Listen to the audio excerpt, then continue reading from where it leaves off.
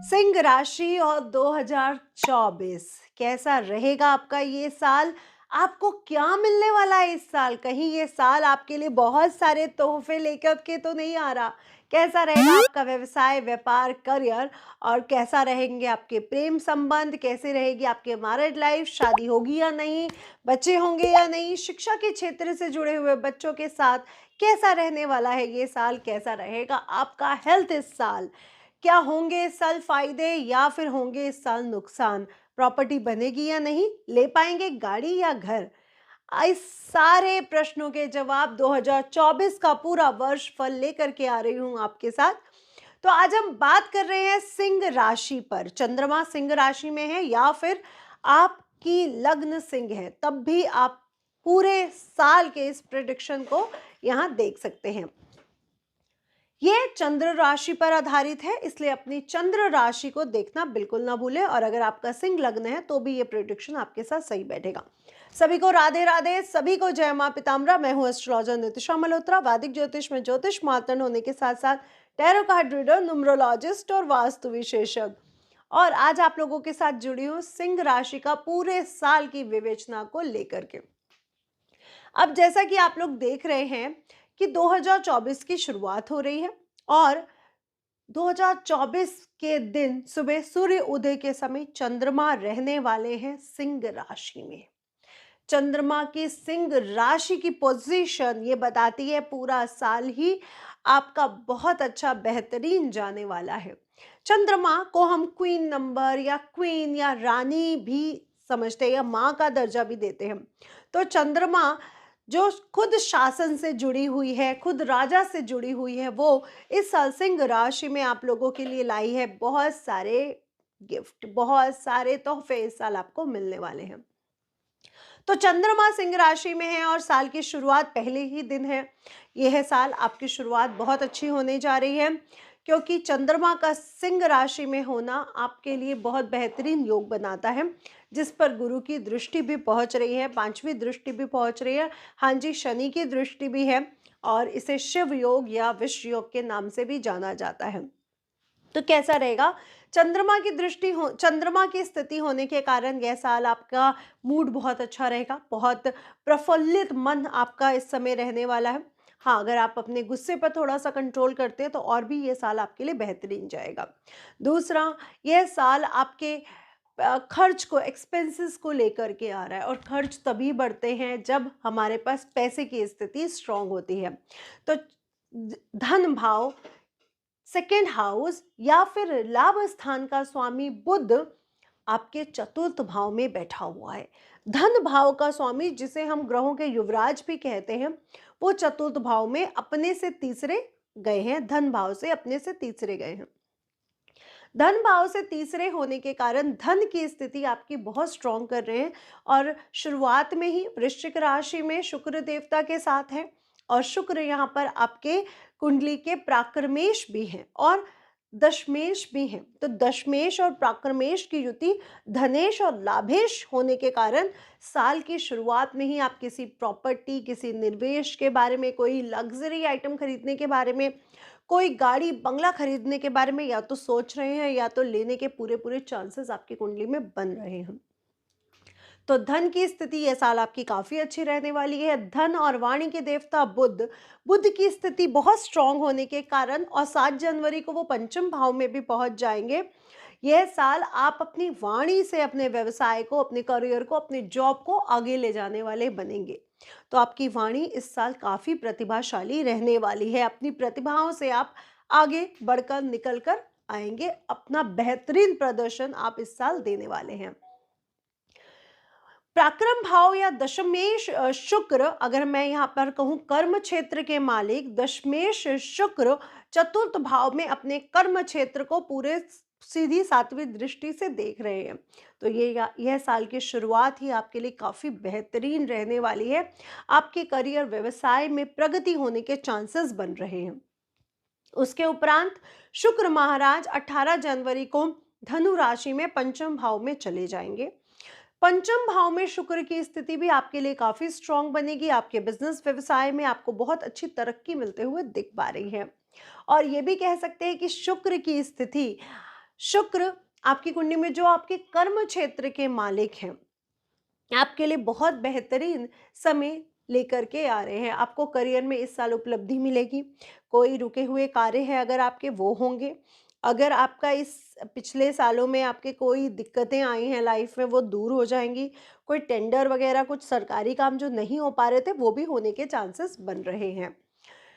अब हम पंचम भाव पे देखते हैं। पंचम भाव में इस साल की शुरुआत में ही शुक्र और बुध का लक्ष्मी योग आपके चतुर्थ भाव में, और पंचम भाव में आदित्य मंगल का योग आपकी कुंडली में बन रहा है। और ये योग इतना बेहतरीन है, इसे समझने की कोशिश करिएगा।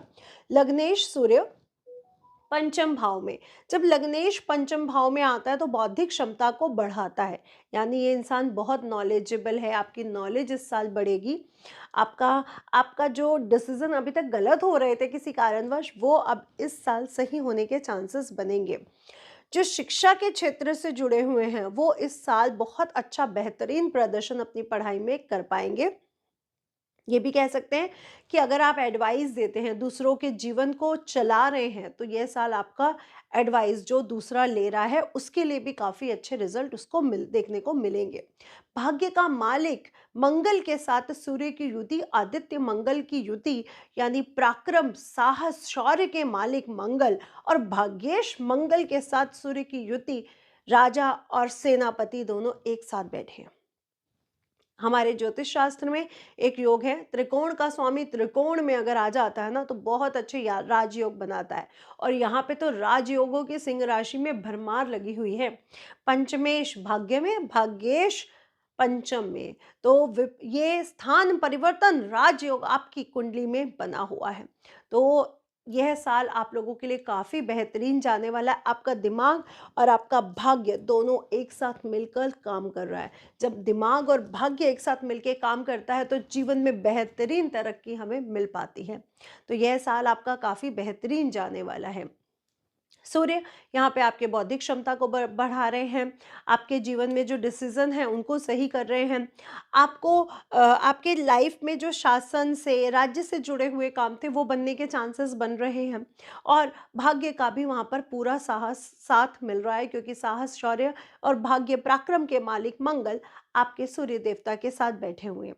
इसके बाद जैसे ही 15 को सूर्य महाराज मकर राशि में पहुंच जाएंगे, उसके उपरांत फेब में शुरुआत में ही मंगल भी अपनी उच्च राशि में पहुंच जाएंगे।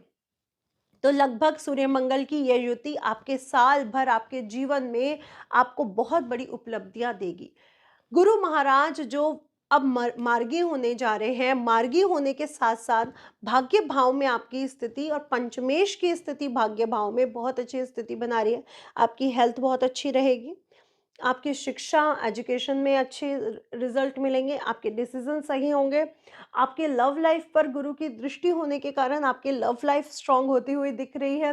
आपकी अगर संतान नहीं हुई थी, तो संतान होते हुए दिख रही है। अगर आपकी संतान है और उसकी शिक्षा या उसकी लाइफ में कोई प्रॉब्लम आ रही थी, अब वो सॉल्व होने वाली है। अब अपनी संतान को लेकर के आपको बहुत अच्छे रिजल्ट देखने को मिल सकते हैं। दूसरा, अगर आपके जीवन में प्यार नहीं आया था, तो अब आपके जीवन में प्यार आने के चांसेस भी बन रहे हैं। आपके पिता से आपको पूरा सहयोग मिलेगा। पिता के साथ आपके रिलेशनशिप अच्छे होंगे। पिता की बात अगर आप मान के चलते हो, तो आप जीवन में और भी ज़्यादा तरक्की इस साल करोगे। पिता के व्यवसाय पर, पिता की हेल्थ पर इस साल के लिए योग बहुत अच्छा है। आपके पिता की भी नेम फेम तरक्की होते हुए इस साल आपको होने के चांसेस बनते हैं। अगर वो रिटायर है, तो उनकी हेल्थ अच्छी रहेगी और उनका नाम आगे बढ़ेगा। लेकिन अगर वो कुछ काम कर रहे हैं, वर्किंग है, तो उनको इस साल तरक्की मिलने के चांसेस बिल्कुल बन रहे हैं। चंद्रमा पर गुरु की दृष्टि होने की वजह से माता के हेल्थ के लिए भी यह साल अच्छा ही गिना जाएगा। लेकिन शनि की दृष्टि भी चंद्रमा पर है और सप्तम भाव में शनि की स्थिति ये बताता है। और पूरा ही साल 2024 में शनि यहीं रहेंगे कुंभ राशि में। तो आपको थोड़ा सा क्लियर होकर के समझना पड़ेगा कि स्पाउस को, अपने पार्टनर को, लाइफ पार्टनर को लेकर के, हेल्थ को लेकर के थोड़ी सी प्रॉब्लम्स आपको आ सकती हैं। ये आपको थोड़ी सी दिक्कत रहेगी। दूसरी, शनि की दृष्टि चंद्रमा पर, चंद्रमा की दृष्टि शनि पर, ये भी अच्छी नहीं है। और शनि की तीसरी दृष्टि गुरु महाराज पर भी है। तो शनि के उपाय मैं आपको लास्ट में बताऊंगी, इस वीडियो के एंड में। शनि के उपाय आप करते रहिए, आपके लिए बहुत अच्छा रहेगा। अगला, शनि कर्म क्षेत्र का स्वामी है, और कर्म क्षेत्र का स्वामी जो हमारी काल पुरुष कुंडली में कर्म क्षेत्र के स्वामी दशमेश स्वामी होते हुए जो दशम भाव में आकर के बैठे हैं, वो ये बताते हैं पूरे साल के लिए, जिसे हम शिव योग के नाम से भी जानते हैं, कि अगर आप कर्म कर रहे हो अपने जीवन में, आप अच्छे मेहनत कर रहे हो, आप अपने कामों से पीछे नहीं हट रहे हो, तो ये साल आपका काफ़ी बेहतरीन जाएगा। शनि की दृष्टि गुरु पर, शनि की दृष्टि लग्न भाव पर, चंद्रमा पर, ये बताती है कि कर्म कर, फल की चिंता मत कर। आपको इस कर्म का एंड बहुत ही शुभ, बहुत ही अच्छा, बहुत ही प्रभावशाली मिलने के चांसेस बन रहे हैं। राहु आपके अष्टम भाव में और केतु सेकंड हाउस यानी धन भाव में, वाणी के भाव में। राहु जितना अष्टम भाव में अच्छा रिजल्ट दे सकता है, जितना परिवर्तनशील रहता है, जितना ट्रांसफॉर्मेशन लाता है, उतना कहीं पर भी नहीं लाता। तो यह साल आपके जीवन में बहुत बड़ी ट्रांसफॉर्मेशन लेकर के आ रहा है। और अगर आप अपनी वाणी को अच्छा रखते हैं, पैसे को थोड़ा संभाल कर खर्च करते हैं, तो आपके जीवन में ये साल काफ़ी बेहतरीन आपका जाएगा। राहु और केतु की थोड़ी सी रेमेडीज़ आपको करनी पड़ेंगी, अदरवाइज़ आपका ये साल बहुत अच्छा जाएगा, ये ट्रांसफॉर्मेशन बहुत अच्छा है, और पैसे की स्थिति भी आपकी बहुत स्ट्रांग रहने वाली है। अब हम जान लेते हैं उपाय हमें क्या करने हैं। सबसे पहला उपाय, हनुमान चालीसा पूरे साल भर अच्छे दिल से करें, आपके सभी काम बनेंगे, काम पर जाते समय ज़रूर करें। दूसरा, पक्षियों को बाजरा या जो सप्तधान मिलाकर के ज़रूर डालें, वो आपके लिए बहुत अच्छा रहेगा। और तीसरा, पूरे साल भर अगर आप पीपल के पेड़ की पूजा करते हैं, उसकी सेवा करते हैं, उसके नीचे सरसों के तेल का दीपक जलाते हैं, तो ये साल आपका बहुत शुभ रहेगा। और सूर्य देवता की पूजा आराधना ज़रूर करते रहें। यह साल आपके लिए बहुत बड़े बड़े तोहफे लेकर के आ रहा है, और ये भी हम भी चाहेंगे कि आपका ये साल बहुत मंगलमय शुभ हो।